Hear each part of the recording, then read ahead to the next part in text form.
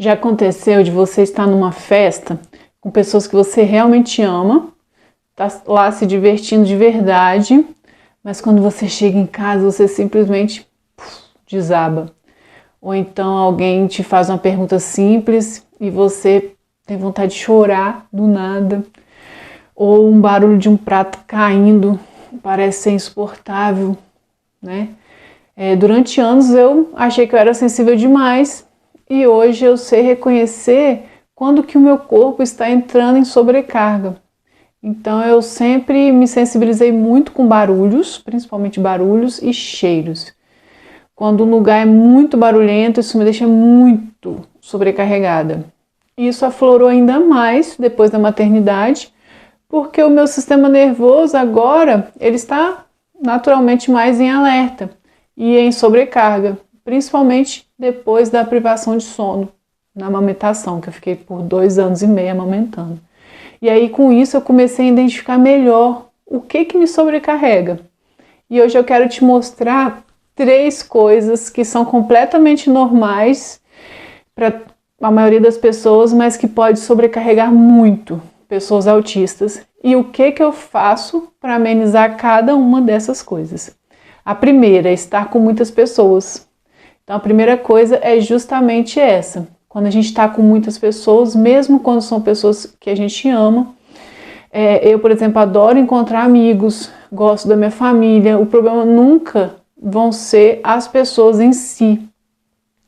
O problema é que numa reunião, por exemplo, o meu cérebro ele precisa processar conversas, vozes, cheiros, expressões, música, movimento, tudo isso chega ao mesmo tempo. E na minha experiência, eu fico muito mais confortável quando eu estou com apenas 1 ou 2 pessoas, 3. E quando o grupo vai aumentando, o meu corpo ele começa a ficar estimulado demais. Então não são as pessoas, são os estímulos. E hoje eu me permito fazer pequenas pausas. Eu vou ao banheiro, molho o rosto com água gelada, saio por uns 5 minutos para respirar, ou simplesmente eu fico alguns instantes em silêncio. E isso não é fugir das pessoas, é diminuir um pouco a carga que está chegando antes que ela transborde. E quando eu sinto que eu não vou ser capaz de suportar, não estou no dia de conseguir suportar, eu simplesmente faço a escolha de não ir. Segunda coisa, muitas demandas ao mesmo tempo. Então, essa segunda coisa pode parecer boba, mas são várias coisas acontecendo ao mesmo tempo.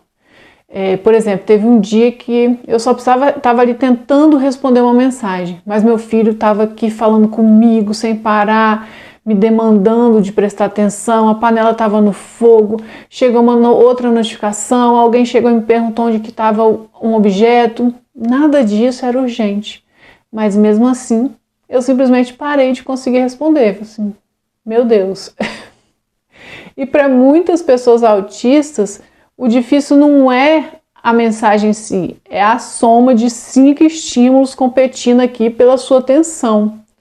E aí o que eu faço? Eu pergunto, o que pode esperar 2 minutos? Filho, a panela, a notificação, então eu desligo a notificação, termino uma coisa de cada vez e vou reduzindo conscientemente a quantidade de entradas que o meu cérebro precisa processar. Então vai cada coisa no seu tempo. Terceira coisa, estímulos. Quando um único estímulo extra vira aquela gota d'água. Um exemplo, uma vez eu fui escalar com os amigos, estava tudo ótimo, né? Eu estava adorando estar ali, mas aí anoiteceu e a gente teve que colocar a headlamp, né? Aquela lanterninha de cabeça. Em poucos minutos eu tive uma enxaqueca fortíssima e eu precisei simplesmente ir embora. E não foi a lanterna sozinha, foi o acúmulo. Lugar novo, esforço físico, conversa, atenção na escalada.